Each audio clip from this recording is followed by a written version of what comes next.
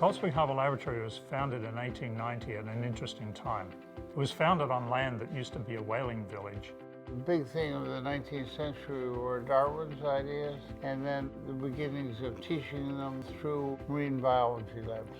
Soon thereafter, in 1900, when Mendel's laws of genetics were rediscovered, the laboratory took a major turn to become the first institution to focus solely on genetics. And this led the direction for the next 125 years. And I think there's a fond spot for almost everybody in biology, certainly in molecular biology, for the lab.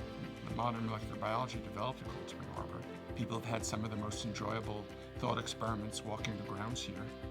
When you walk around the campus, visit scientists in their different labs, you can feel that spirit of enthusiasm, inspiration, excitement, and an eagerness to share knowledge. Cold Spring Harbor Laboratory has made a major effort to start a new cancer therapeutics initiative that enables our scientists to take the research that they're doing far beyond what they would have normally done in the past.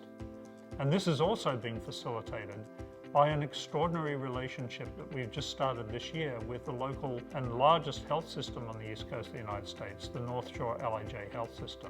This affiliation allows Cold Spring Harbor science to be discussed with clinical oncologists in the health system with the explicit intent of coming up with new treatments for cancer patients or new diagnostic approaches for cancer patients, including early detection. Because of the dynamic nature of the faculty at Cold Spring Harbor Laboratory, we're constantly recruiting very bright young scientists.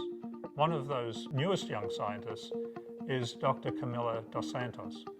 We know for over 50 years now that an early age of pregnancy decreases the risk of breast cancer by 30 to 40%, and that includes all subtypes of breast cancer. So we are trying to look for factors present in cells after pregnancy that decrease the chance of cells to turn into cancer cells.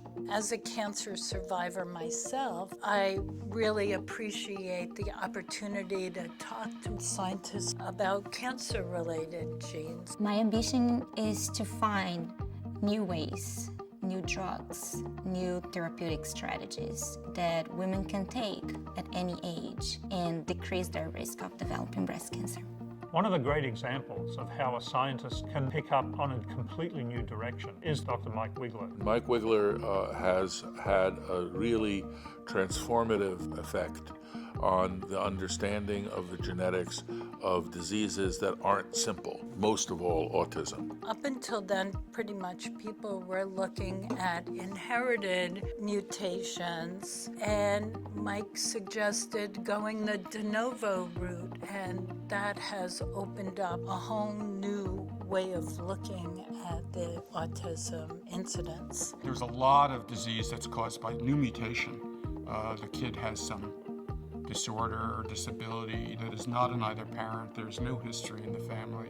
And these children were not being studied, even though this was clearly a very rich area of genetics. He believed that would be a meaningful cause of autism, and he turned out to be right on the button. There's really no other place that I know of that has this combination of fantastic scientists on the campus, but also this convening ability to bring other groups here for some of the best meetings that occur anywhere in the world. Cold Spring Harbor has sort of placed themselves in the center of both great science and great education. The broader educational programs at Cold Spring Harbor Laboratory, including our meetings and courses and the Banbury program, have a very big impact on science. The most important part of Cold Spring Harbor education is of scientists educating each other in effective ways. The way to really make progress is to get lots of smart people to focus on the same issues, and Cold Spring Harbor does all of that. It is also the center for almost all of the top meetings throughout biology. So you can stay in one place and the world of biology comes to you, so to speak. Right now, we're the guardians of this institution, and we want to build it, we want to help it continue in the future. It's made so much of a contribution. The last 125 years of Cold Spring Harbor Laboratory has really been the development and evolution of this extraordinary institution.